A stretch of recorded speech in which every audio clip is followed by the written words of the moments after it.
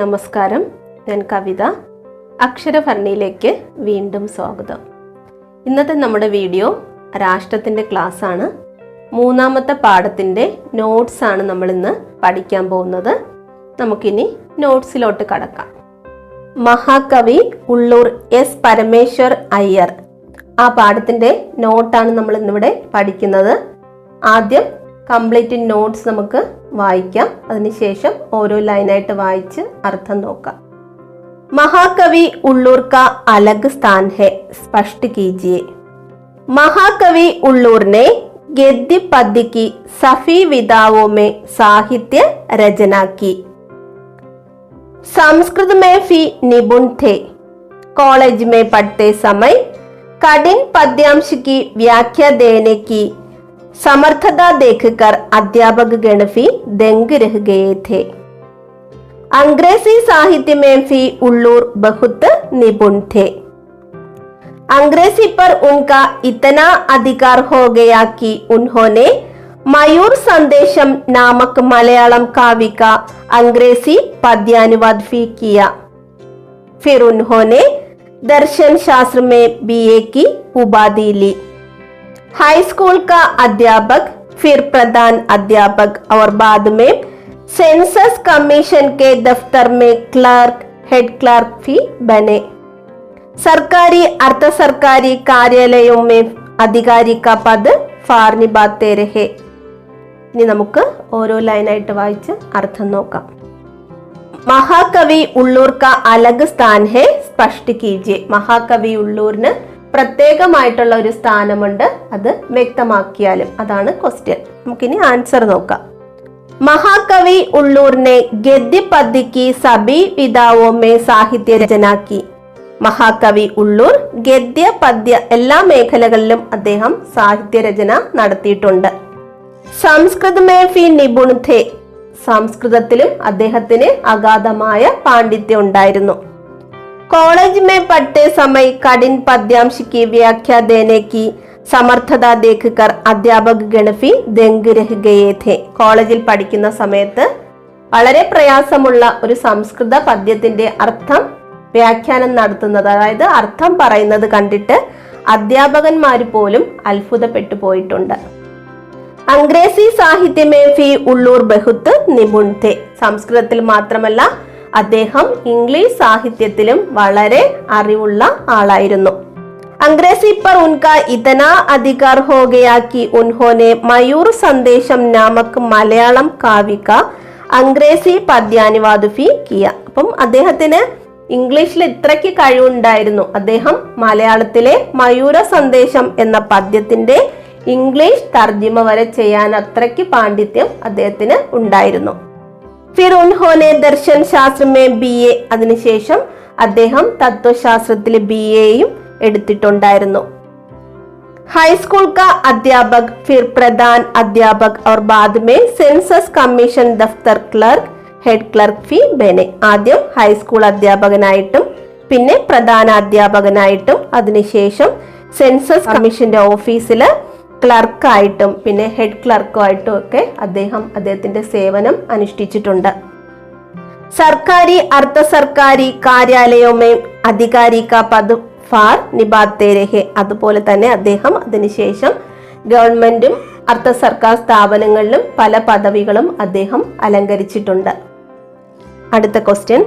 സാഹിത്യ കലാമേ ഉള്ളൂർ കാ സ്ഥാൻ महत्वपूर्ण है, स्पष्ट कीजिए. उल्लूर मलयालम के एक प्रमुख साहित्यकार के रूप में विख्यात है. छोटी बड़ी कविताएं लिखी, चंबू काव्य भी लिखने लगे. दीर्घकालीन तपस्या के पश्चात वे केरल साहित्य चरित्रम नामक बृहद काव्य ग्रंथ प्रस्तुत कर सके.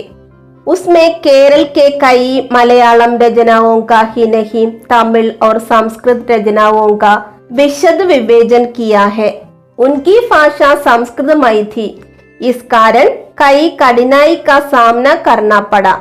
उल्लूर के साहित्य परिश्रमों में उन्हें अपने जीवन काल में अर्थ और यश मिला, तो भी उन्हें आलोचकों का सामना भी करना पड़ा. साहित्य कला में उल्लूर का स्थान महत्वपूर्ण है, स्पष्ट कीजिए. സാഹിത്യത്തില് ഉള്ളൂരിന് വളരെ പ്രധാനമായിട്ടുള്ള ഒരു സ്ഥാനമുണ്ട്, അത് വ്യക്തമാക്കിയാലും. അതാണ് ക്വസ്റ്റ്യൻ. ഉള്ളൂർ മലയാളം കെ ഏക് പ്രമുഖ സാഹിത്യകാർ കെ രൂപമേ വിഖ്യാത് ഹെ. ഉള്ളൂർ മലയാളത്തിലെ ഒരു പ്രമുഖ സാഹിത്യകാരൻ എന്ന പേരിലാണ് പ്രശസ്തനായിട്ടുള്ളത്. ചോട്ടി ബഡി കവിതായൻ ലിഖി. ചെറുതും വലുതുമായിട്ടുള്ള ഒരുപാട് കവിതകൾ അദ്ദേഹം എഴുതിയിട്ടുണ്ട്. ചമ്പു കാവ്യ ഫി ലിഖ്നെ ലഗെ. ചമ്പു കാവ്യ നമ്മൾ ടെക്സ്റ്റിൽ വിശദമായിട്ട് പഠിച്ചിട്ടുണ്ട്. ഗദ്യവും പദ്യവും ചേർന്ന രചനയാണ്. അങ്ങനെയുള്ള രചനകളും അദ്ദേഹം നടത്തിയിട്ടുണ്ട്. ദീർഘകാലീൻ തപസ്യ കെ പശ്ചാത് വേ കേരൾ സാഹിത്യ ചരിത്രം നാമക് ബൃഹത് കാവ്യ ഗ്രന്ഥ പ്രസ്തുത് കർ സകെ. ഒരുപാട് കാലത്തെ പ്രയത്നത്തിന്റെ ഫലമായി അദ്ദേഹം കേരൾ സാഹിത്യ ചരിത്ര എന്ന് പറയുന്ന ഒരു ബൃഹത്തായ ഗ്രന്ഥം രചിച്ചു. उसमें केरल के कई मलयालम रचनाओं का ही नहीं तमिल और संस्कृत रचनाओं का വിശദ വിവേചൻ കിയാ ഹെ. അദ്ദേഹം അതില് മലയാളത്തിലെ മാത്രമല്ല തമിഴിലെയും സംസ്കൃതത്തിലെയും രചനകളെ പറ്റി വിശദമായിട്ട് എഴുതിയിട്ടുണ്ട്. ഉൻകി ഭാഷ സംസ്കൃതമയി ഥി. അദ്ദേഹത്തിന്റെ ഭാഷ സംസ്കൃതമയമായിരുന്നു. ഇസ് കാരൻ കൈ കഠിനായിയോം കാ സാമന കർണ പട. അതുകൊണ്ട് അദ്ദേഹത്തിന് ഒരുപാട് ഡിഫിക്കൽറ്റീസ്, അതായത് ബുദ്ധിമുട്ടുകൾ ഫേസ് ചെയ്യേണ്ടതായിട്ട് വന്നിട്ടുണ്ട്. ഉള്ളൂർ കെ സാഹിത്യ പരിശ്രम में उन्हें अपने जीवन काल में अर्थ और यश मिला तो भी उन्हें आलोचकों का सामना भी करना पड़ा. അദ്ദേഹത്തിന്റെ സാഹിത്യ സൃഷ്ടി കൊണ്ട് അദ്ദേഹത്തിന് ഒരുപാട് പേരും പ്രശസ്തിയും പണവും ഒക്കെ ലഭിച്ചിട്ടുണ്ട്. എന്നാലും ഒരുപാട് വിമർശനങ്ങളും അദ്ദേഹത്തിന് സഹിക്കേണ്ടതായിട്ട് വന്നിട്ടുണ്ട്. അടുത്തത് Ulloor S Parameshwar Iyer K Bare may ലിഖിയെ. ഇനി ആൻസർ കംപ്ലീറ്റ് വായിക്കാം. 20वीं सदी के पूर्वार्ध में मलयालम साहित्य के पोषण करने वाले कवित्रय में एक उल्लूर जी का अपना अलग स्थान था. उनका जन्म 6 जून 1877 को चंगनाशेरी नामक इलाके में हुआ था. बचपन में उनका नाम सांबशिवन था. उनके पिता श्री सुब्रमण्य अय्यर एक अध्यापक थे. पिता ने ही पुत्र को संस्कृत प्रारंभिक शिक्षा दी. 1903 में उन्होंने BL की उपाधि ली और 1904 में तमिल और मलयालम में MA किए. उनकी तीक्ष्ण बुद्धि और कर्म कुशलता ने उन्हें क्लर्कों से प्रधान सचिव के पद तक पहुंचा दिया. अपनी दीर्घकालीन तपस्या के पश्चात वे केरल साहित्य चरित्रम नामक बृहत काव्य ग्रंथ प्रस्तुत किया. अंधदो गत्वा उल्लूर वादरोग का शिकार हुए. फिर भी उन्होंने साहित्य रचना जारी रखी. मलयालम साहित्य चरित्रम की रचना पूरी करते करते 15 जून 1949 को 72 वर्ष की आयु में वे स्वर्ग सिधारे. 20वीं सदी के पूर्वार्ध में मलयालम साहित्य के पोषण करने वाले कवित्रय में एक उल्लूर जी का अपना अलग स्थान था. 20ാം നൂറ്റാണ്ടിന്റെ പ്രാരംഭഘട്ടത്തില് മലയാള സാഹിത്യത്തിനെ പുഷ്ടിപ്പെടുത്തുന്ന കവിത്രയങ്ങളിൽ ഉള്ളൂർ ജിക്ക് പ്രമുഖമായിട്ടുള്ള ഒരു സ്ഥാനം ഉണ്ടായിരുന്നു. उनका जन्म 6 जून 1877 को ചങ്ങനാശ്ശേരി नामक इलाके में हुआ था. അദ്ദേഹം ജനിച്ചത് 6 ജൂൺ 1877 ചങ്ങനാശ്ശേരിയിലായിരുന്നു. ബച്പൻ മേ ഉൻകാ നാം സാംബശിവൻ ഥ. കുട്ടിക്കാലത്ത് അദ്ദേഹത്തിന്റെ പേര് സാംബശിവൻ എന്നായിരുന്നു. ഉൻകെ പിതാ ശ്രീ സുബ്രഹ്മണ്യ അയ്യർ ഏക് അധ്യാപക് ഥെ. അദ്ദേഹത്തിന്റെ അച്ഛൻ ശ്രീ സുബ്രഹ്മണ്യ അയ്യർ ഒരു അധ്യാപകനായിരുന്നു.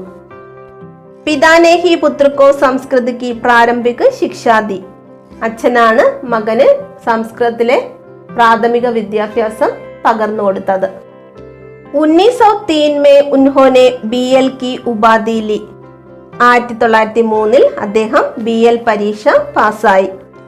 1904 में तमिल और मलयालम में MA किए. 1904 അദ്ദേഹം തമിഴിലും മലയാളത്തിലും MA പാസ്സായി. उनकी तीक्ष्ण बुद्धि और कर्म कुशलता ने उन्हें क्लर्कों से प्रधान सचिव के पद तक पहुंचा दिया. അദ്ദേഹത്തിന്റെ തീക്ഷ്ണ ബുദ്ധിയും കർമ്മകുശലതയും അദ്ദേഹത്തെ ക്ലർക്കിന്റെ പദവിയിൽ നിന്നും സെക്രട്ടറിയുടെ പദവി വരെ എത്തിച്ചു.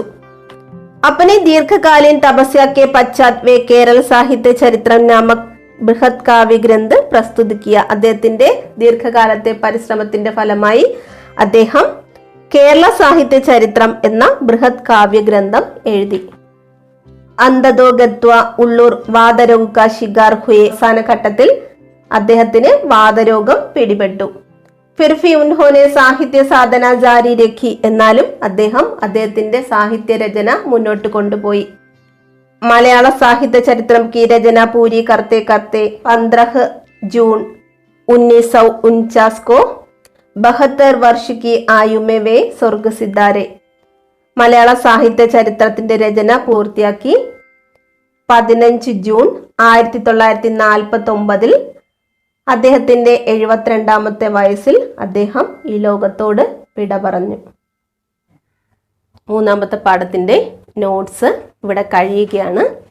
അടുത്ത ദിവസം 4ാമത്തെ പാഠവുമായിട്ട് വീണ്ടും കാണാം. Thank you.